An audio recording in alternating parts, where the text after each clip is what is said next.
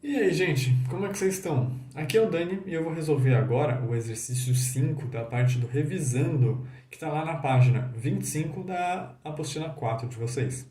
Beleza? O enunciado diz: jogando-se dois dados, calcule a probabilidade dos seguintes eventos. No item A, pede obter a diferença dos pontos, o maior menos o menor, igual a 3. Nesse aqui, ele é meio engraçado porque na hora que a gente tenta fazer a contagem para fazer a multiplicação, tipo, quantas possibilidades eu tenho no primeiro dado e quantas no segundo, meio que a gente já acaba mentalmente achando a resposta. Né? Por quê? Quais dados eu posso ter no primeiro?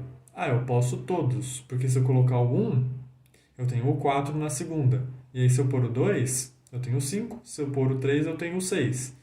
E aí se eu colocar o 4, eu volto para o 1. E aí o 5 vai com o 2, o 6 vai com o 3, então tá tudo bem. E aí nessa eu acabei listando todas as possibilidades que a gente tinha. Porque qualquer dado que eu colocar, eu tenho uma possibilidade somente para completar, né, essa diferença igual a 3. Então, meio que o exercício, na hora que a gente tentar colocar as possibilidades, a gente já achou tudo. Isso seria diferente se, por exemplo, a diferença se a gente quisesse igual a 2. Por quê? Porque aí o 1, o 2, o 5 e o 6 só tem uma possibilidade, mas o 3 e o 4 tem duas. Então a gente teria que separar em casos. Mas, de novo, no momento que a gente fala, o 1 só pode com o 3, mas, por exemplo, se eu pegar o 4, eu posso tanto com o 2 ou com o 6, eu também acabei listando todas as possibilidades uma por uma. Que não é ruim nesse exercício, porque a gente vai precisar depois, na hora de ver se, né, que nem vocês estão vendo aqui, para ver se eles são independentes ou não. Mas às vezes é meio chato você ter que contar na mão e a forma que você não conta na mão acaba sendo a mesma coisa que contar na mão, né? Acho que vocês entenderam a ideia. Mas esse exercício, por ser assim, entre aspas, muito simples, porque a gente tem poucas possibilidades, né? Nosso espaço amostral não é muito grande, acaba acontecendo isso. Mas acho que, né, deu para entender a ideia. Então a probabilidade aqui vai ser 6 sobre 36, né? Sempre o que a gente quer, os 6 casos que a gente olhou sobre o total, que aí jogando dois dados é 36, a gente está bem acostumado com esse número. Então vai ficar um sexto. Para o item B, ele quer a probabilidade de obter pelo menos um resultado igual a 2. Isso tem algumas maneiras de fazer, a gente pode listar também, mas falando de probabilidade ou contagem, quando a gente tem alguma coisa com pelo menos, a gente pode sempre fazer, ou né, na maioria esmagadora dos casos, fazer o total menos o que a gente não quer é uma ideia muito boa, que é o que eu estou fazendo aqui. Então, o total de probabilidade é sempre um, certo? Que é o nosso 100%. E aí, o que eu não quero eu não quero que nenhum dos números seja o 2. Então, para o primeiro dado, eu tenho 5 possibilidades, certo? Tudo menos o 2. E a mesma coisa para o segundo dado. Então, isso aqui é o que eu não quero, certo? Que vai ficar 5 vezes 5 sobre o total, que é o 6 vezes 6.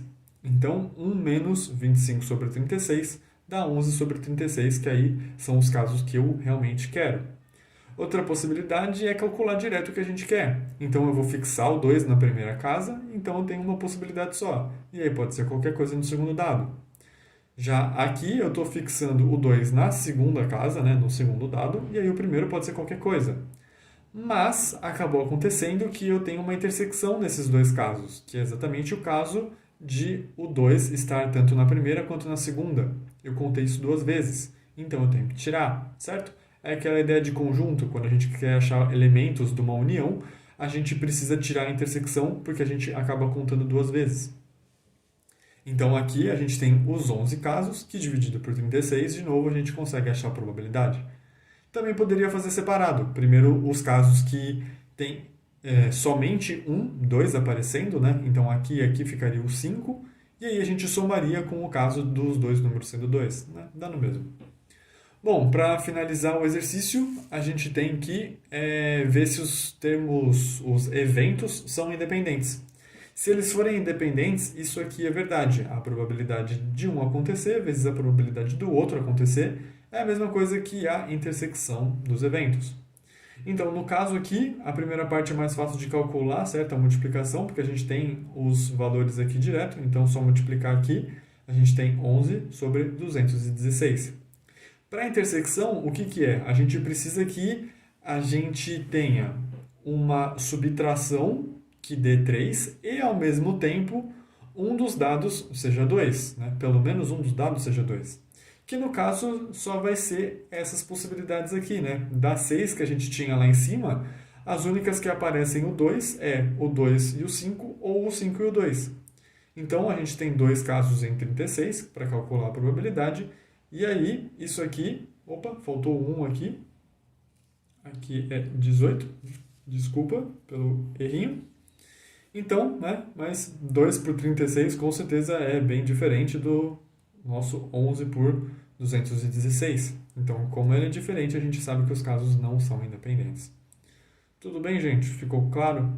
Então, boa parte dos exercícios, ou a grande maioria dos exercícios, a gente consegue fazer com os risquinhos e tal, mas às vezes os risquinhos acabam sendo as listas direto do que a gente estava interessado.